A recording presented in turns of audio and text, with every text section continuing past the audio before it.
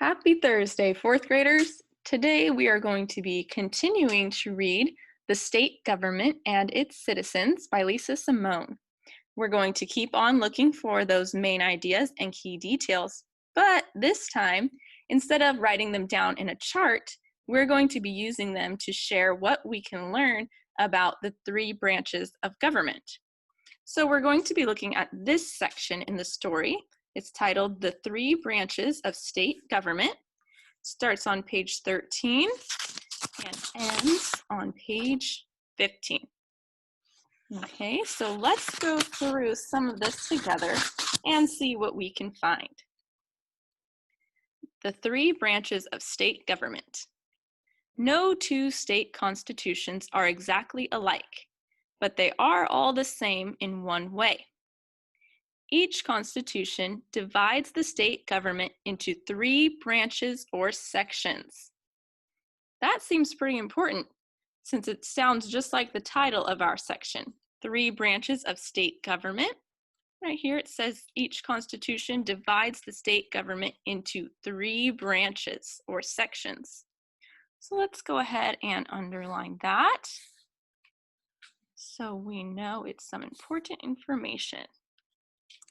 They are the legislative branch, the executive branch, and the judicial branch.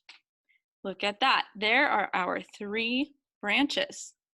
So we're definitely going to want to underline each of those so we remember what we are talking about. Let's go on. At the top of page 14, paragraph 5 says, no branch has more power than the other. By design, these different branches can keep the others from acting unfairly or gaining too much power. So that's a pretty important thing to know. We know that all the branches are equal. No one branch has more power than the other. Let's remember that. It says, we call this system checks and balances. So it told us about a system in these first two sentences. And in the last one, it told us what that system is called. So now we have a name for it. So that's going to be pretty important. Move on to paragraph 6. The state's legislative branch.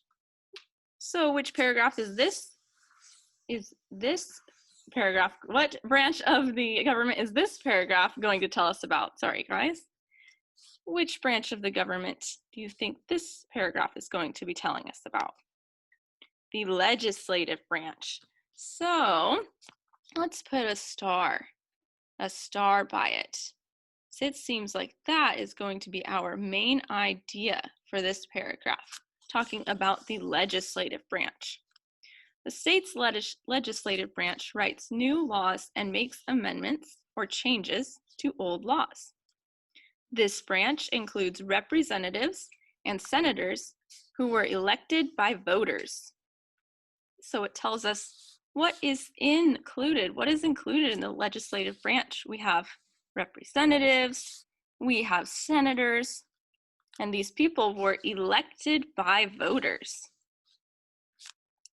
They serve for different lengths of time, depending on their state and its constitution. Each state-level legislator works like the federal-level legislative branch, the United States Congress.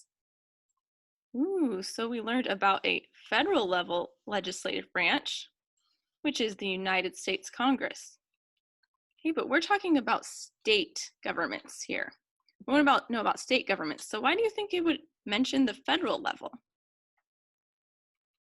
It wants to give us an example so that we know the state legislator works just like the federal level legislative branch. Okay, so let's underline that so we remember those are alike. They work just like one another. Okay, so now that we've looked at a few paragraphs and learned a little bit about the legislative branch, Your job for today is going to be to continue reading and looking for key details and main ideas that help you learn about the executive branch, and finally, the judicial branch. Make sure you are taking really good notes and underlining all those key details and starring all those main ideas so that you have really good sentences to write on the next slide, where you will be telling us what you learned about each branch. Okay, we'll see you in class.